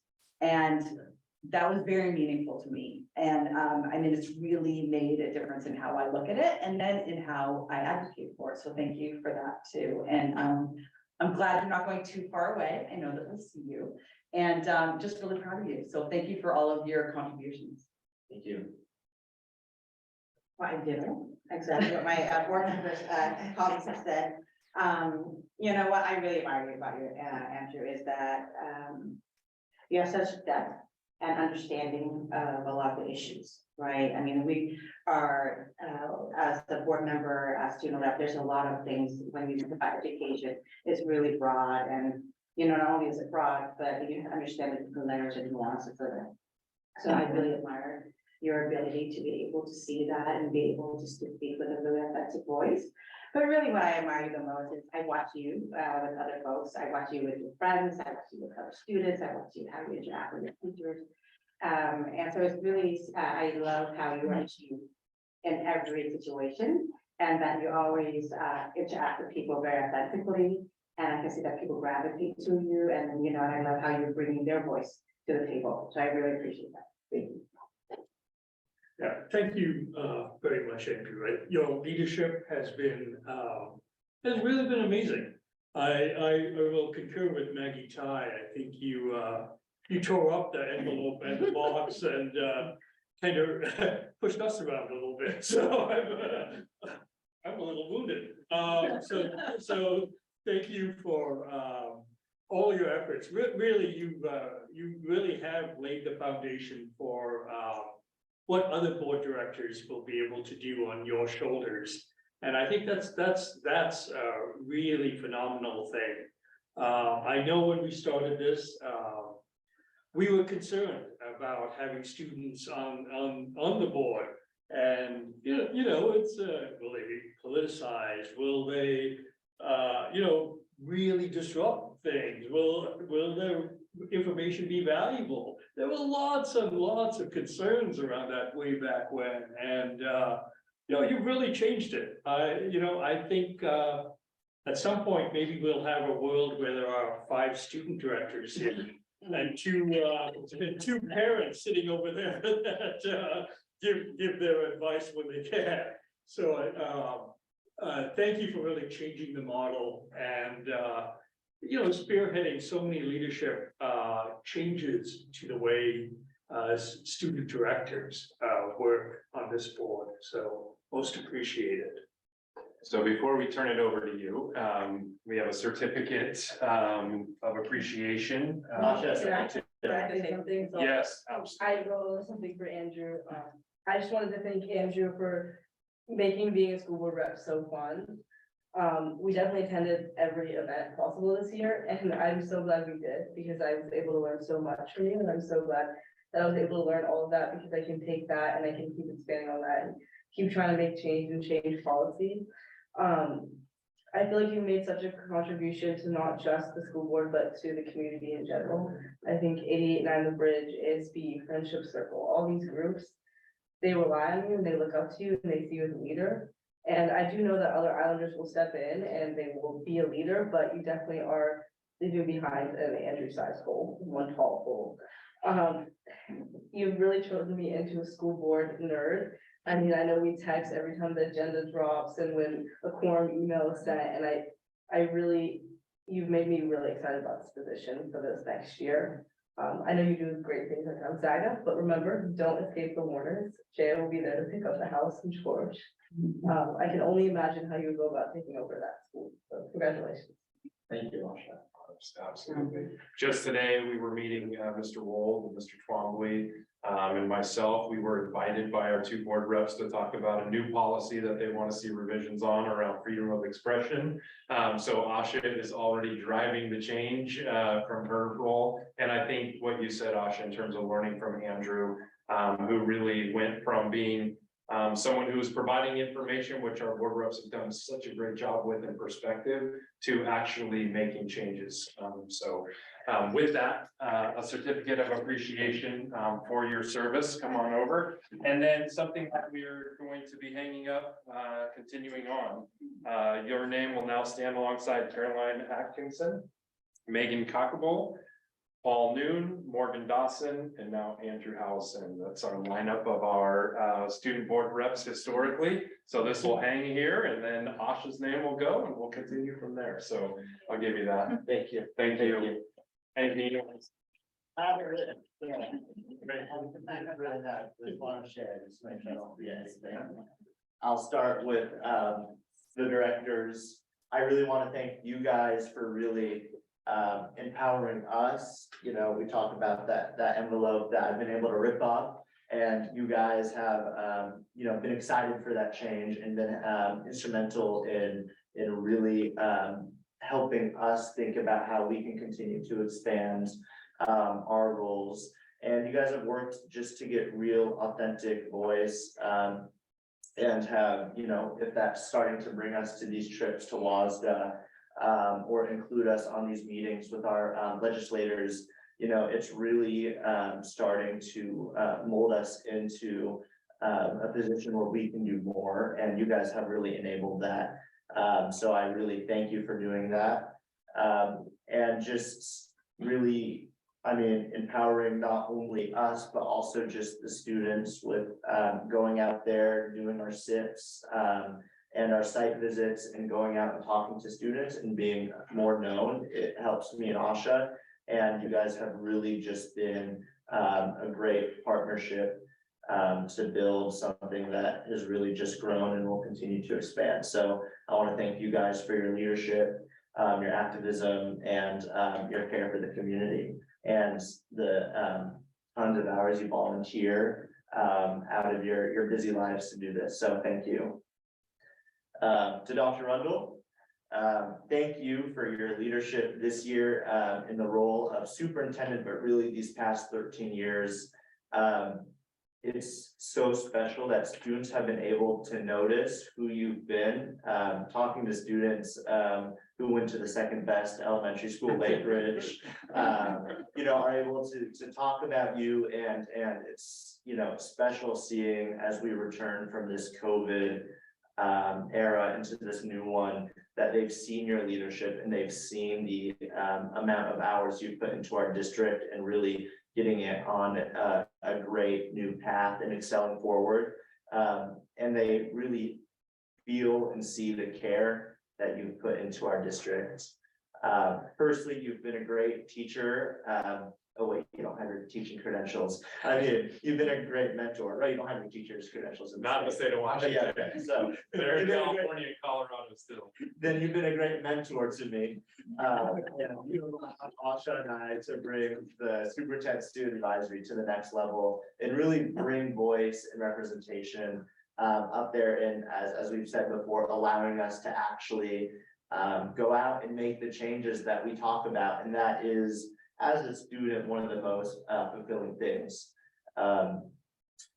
being a student and doing things and then having, going out and making change is the reason why I put more effort into this role. If I felt like I wasn't making change or I wasn't being supported, I wouldn't have put in the amount of hours and effort I have. And that's mainly because of you, Dr. Rundle. And you've always done a good job of pushing Asha and I to be thoughtful with our collection and presentation of student voice and how we can keep thinking about these different policies we talked about. And then finally, chaperoning us and giving us freedom to our trip to Spokane and Olympia this year was really a highlight. And I looked up to you as an inspiration and a role model. And I want to thank you for your service to this district these past years, especially this year as superintendents.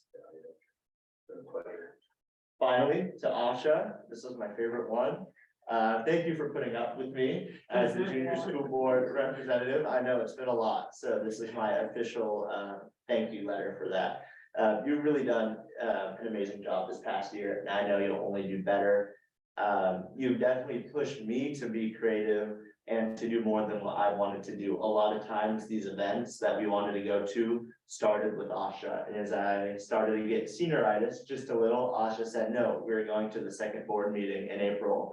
We didn't have one in April, in May. And really just go and keep showing up to the events and keep working, including a meeting today, even though I only have 2 more days of school left, I'm still meeting, and I appreciate you doing that. And I just know as you take my position next year, you're only going to continue that. And I really hope, if anything, I've taught you a thing or two about advocacy, communication, knowledge, and respectfulness. I know you already have these traits, and I hope you're able to build them up. And I know you will be super successful next year. It has been a joy to watch you turn into the absolute school board and academic weapon, as well as to get to know you as a person and as a friend.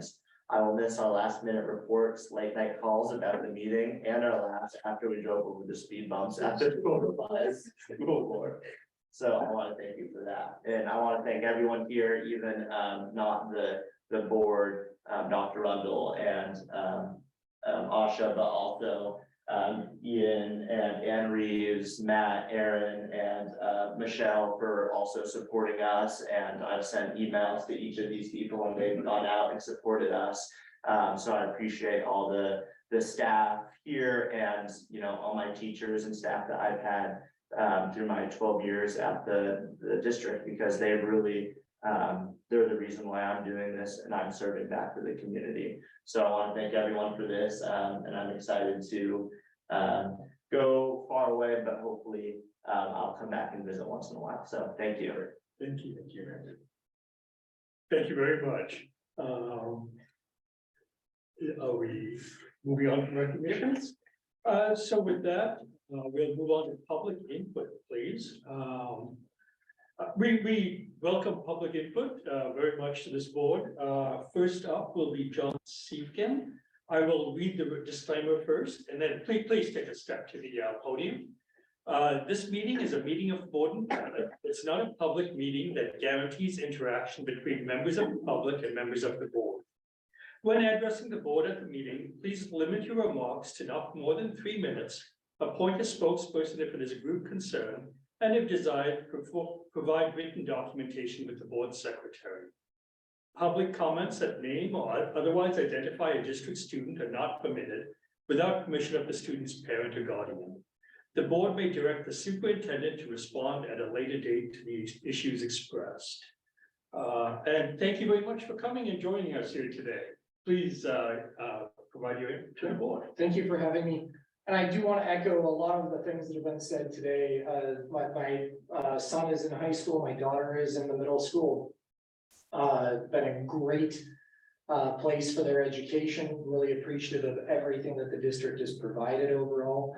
I'm here today to share some concern and a request for further engagements, kind of echoing the statistics that you were putting out there earlier today, related to topics that are discussed and broached within the school environment itself, and in particular related to trans agenda itself. There was a presentation at the high school during Islander Hour recently, where gonna share a very controversial topic and something that is very concerning to me overall, as far as that being brought up in the school environment itself. You have to understand you're around impressionable kids. So introducing anything of that topic is incredibly controversial and is something that requires engagement of the community and of the parents beforehand to ensure that you are discussing something that the parents are going to support. Within this particular Islander Hour, the instructor with the school went on a rant with the entire classroom, sharing that, quote unquote, any boy should be allowed to cut his penis off at any point in time if he so chooses, which I have to say is incredibly inappropriate to be saying within a school environment, and is certainly not something that is acceptable within society as a whole. This is a very controversial subject, and I want to make sure that those kind of things are not being spread within the school environment. I value the education that my children are getting and want to ensure that it is focused on the education of the children within the core values of what an education is supposed to be. Thank you very much, John. Most appreciated for your input. Next up, John Hanlon, please.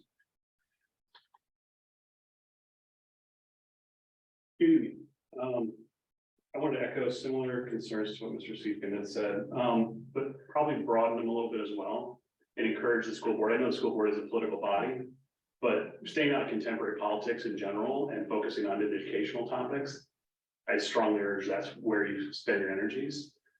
It's a very divisive time in this country, and you know, I travel a lot for work and often to places that are not in the blue bubble. Let's put it that way. Otherwise, derogatorily known as flyover country. And you know,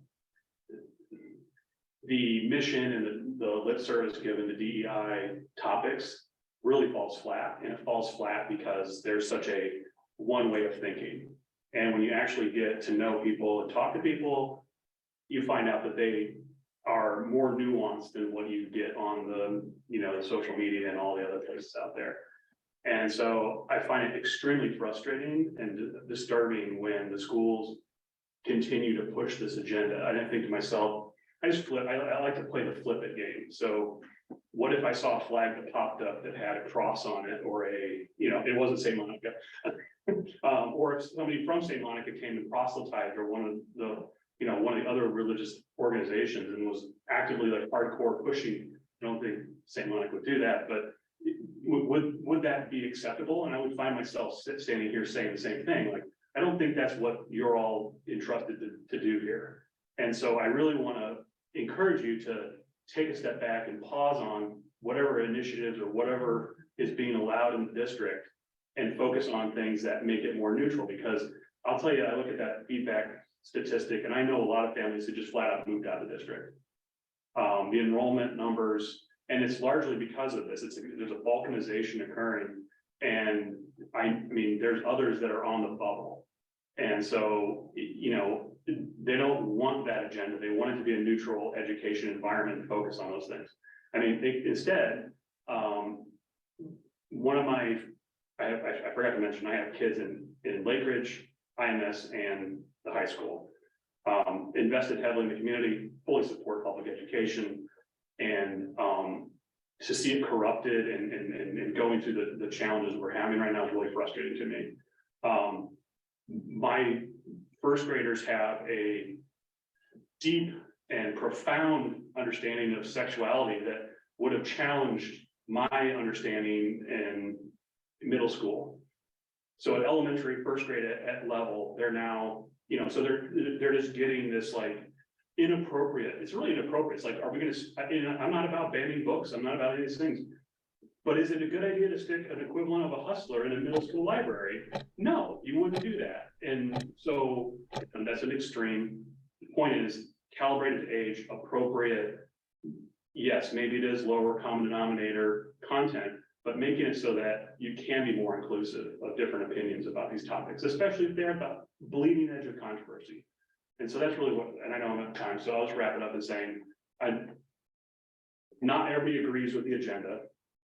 Some people agree with the agenda in part, some people, you know, it's more of a spectrum than it is anything in the agreement of a particular topic. And all of those are represented on the island. And those people who find themselves not aligning to the entirety of the agenda, or at least in large part, are just voting with their feet because we have the means in this community and to a great degree. And so I hope my family isn't one of those, but I mean, it's on the table. Thank you very much. Thank you. Thank you very much for taking the time to come and provide your points of view to the school board and the school district. Okay, thank you. Let's keep moving on to the consent agenda. Right. One more partial governance on the highway. Oh, yes, so, okay, sorry, 5A. Board policy 1800 communication and support to the board, that draft interlocal agreement between the district and city of Fairmont.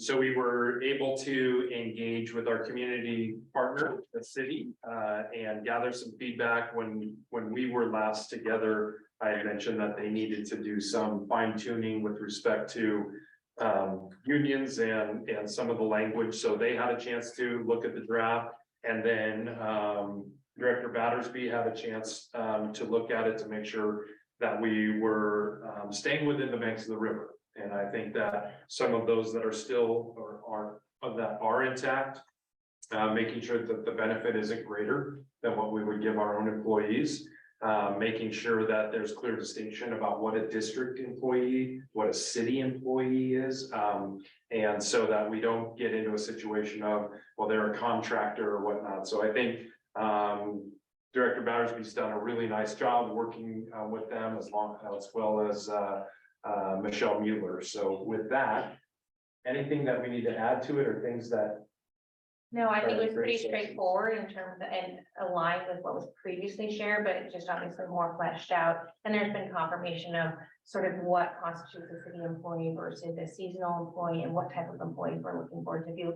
There's some specification that they have to be 1 year, so there's like a limited term to the employee, which could be less. So obviously we're trying to capture those people that would be here for a whole academic year and that type of thing. So just clarifications on that and really trying to make it as clear as possible, because the city doesn't necessarily live in our policies or understand how it works. So it also can serve as a guide for both our employees and the city to ensure that we're doing this properly and consistent with the district transfer.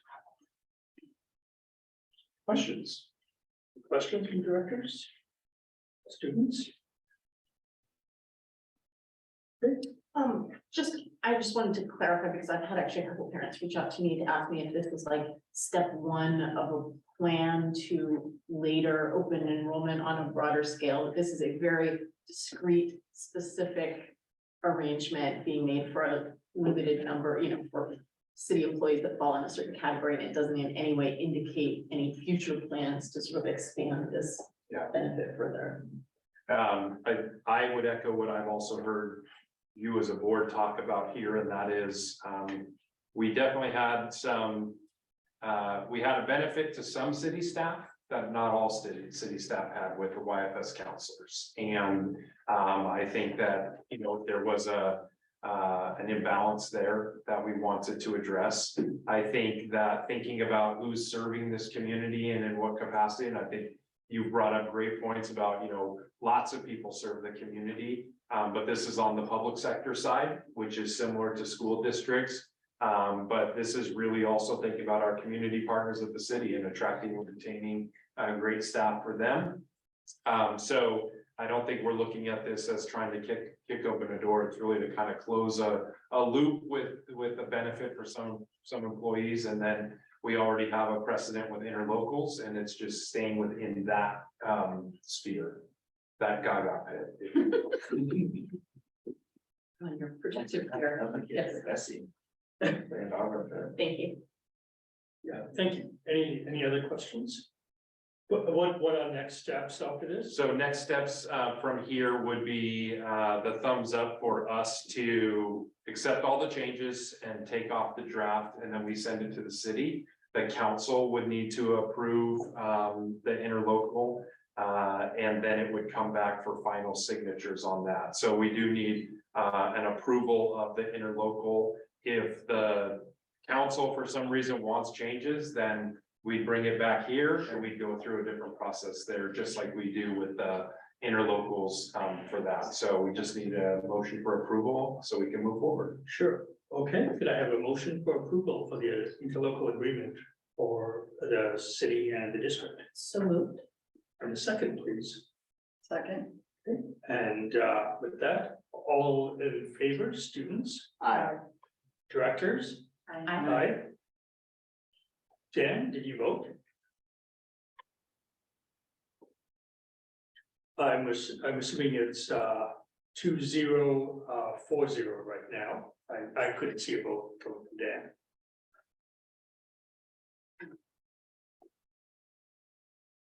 Okay, let's go with 2040. Thank you very much. You might be typing, sorry, to interrupt. Okay. And now let us move to the consent agenda. Do I have a motion to approve the consent agenda? So moved. And second, okay, and with that, all in favor, students? Aye. And directors? Aye. And that's 2040 for approval of the consent agenda. Okay, superintendent announcements. Couple things. First off, dinner before the graduation, 5 o'clock here. And then we'll get on the buses about 5:45 and head on over to Benaroya Hall. So we're looking forward to that. A nice piece in Voice, which is the publication of Washington Music Educators Association, featuring our orchestra teacher, Sarah Hart, and the work that she and the IMS students did in their collaboration with the Muckleshoot Tribe, that was featured at Showcase. And then we had a chance for our Educators of the Year and Employees of the Year. And so just to publicly state them as well: Melissa Gaffney, IMS, Elizabeth Oval from Northwood, Kate Yoder from the high school, Kristen Brittenall from the high school, Lisa Ellison from Northwood, and Ron Pham from the high school. So we also honored our retirees and our service award winners, and we have 2 people who have 45 years of experience in our school district. So pretty impressive. So that's my opinion. Thank you. Legislative report, Deborah. Not much. It's planning during the interim. And it's really kind of, I think at some point when things are a little longer, we should talk about whether or not we want to really pursue advocacy, especially with the levy cap. I think that's I think that's ripe for advocacy. And I did participate in the legislative monthly meeting, but it was much more of a kind of intro of what legislative reps do. So not much to report on that. I will, David and I, maybe we can just chat about if there's time that we can talk about, seeing it, putting it on the agenda at some point, and we can come up with a plan. Could be a study session topic too, if we have time, so we can consider that for the 22nd. Yeah. Thank you, Deborah. Any announcements, Tam? No. I attended the last Lake Ridge PAC meeting on Monday. And that was the first one I attended in person. I've always been Zoom. Most of the meetings have been like kind of hybrid meetings. And it was really nice to be there in person, although one of the members of the PAC was like, "You're much taller than you look on Zoom." Which led me to go, really short. the principal did a really nice job of communicating with the parents on the committee about kind of where she's at in terms, where the school is at in terms of planning for class sizes for next year and the different possible models, depending on like how many more kids get signed up this summer. Apparently, for some reason, Lake Ridge always gets more late registrations than the other elementary schools. So depending kind of where those numbers go, she's got like plan A, plan B, plan C, involving, you know, more or fewer blended fourth, fifth grade classrooms, but it was a very reasonable plan. And I think everybody really, she did a great job of kind of communicating the different options and the pros and cons. So it was a very fruitful meeting, so. He's doing a great job advocating for a school. Every principal says they get the most late registration because they want the staff.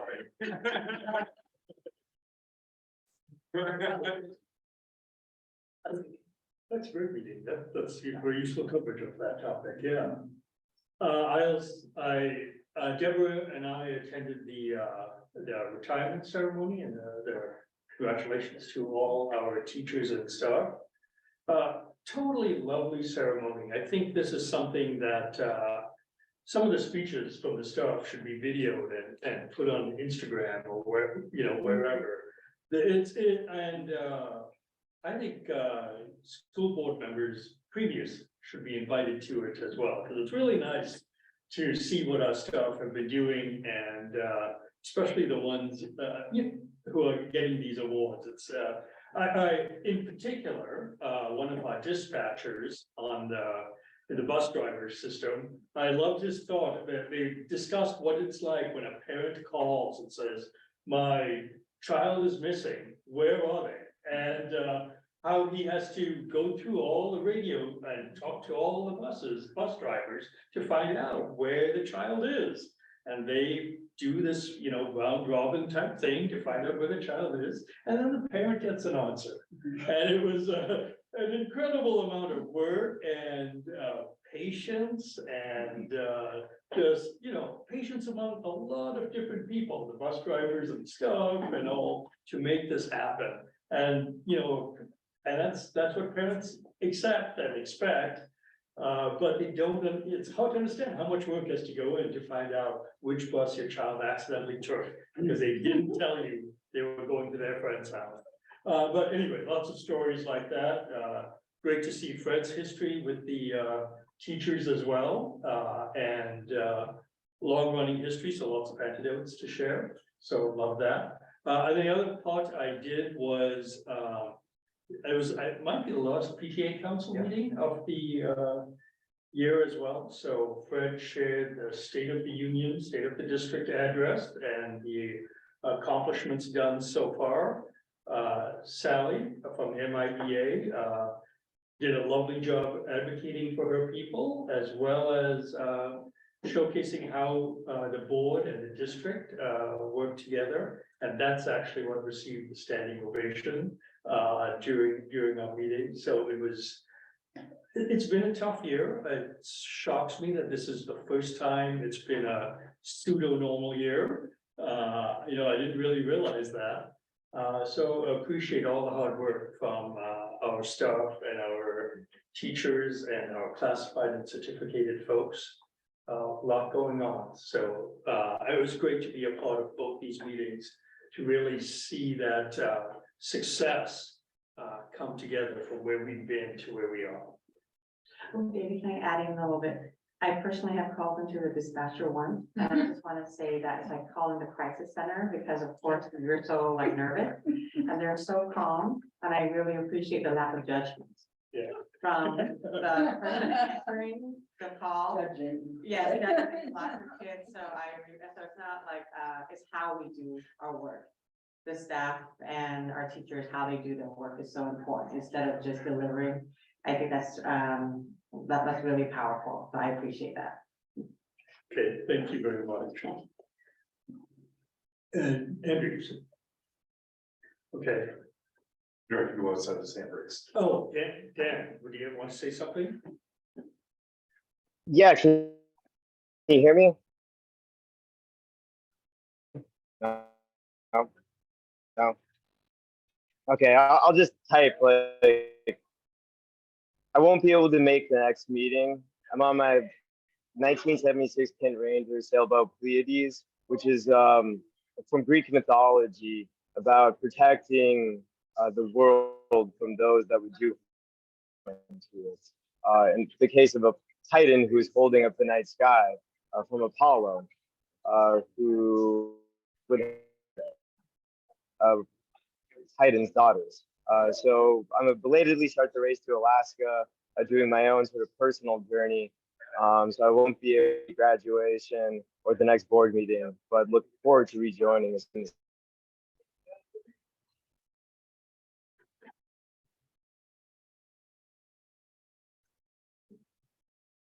Yeah, you've been breaking up, Dan, but we got the gist of your message.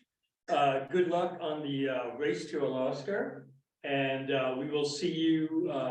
And we'll miss you at graduation, and we will see you at the next board meeting.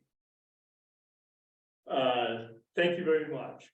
With that, the board is going to recess into executive session pursuant to LCW 4230-110, 1G.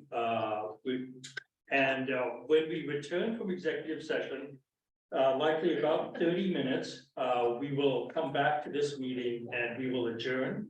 No action will be taken after that point. Okay. So you need a motion to go into executive. Okay, thank you. Could I get a motion to go to executive session? That we go into executive session. And a second, please. Okay. All in favor, students? No. All right. And directors? Aye.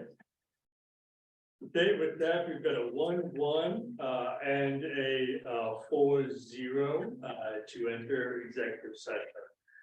We've got a little bit of mutiny here, but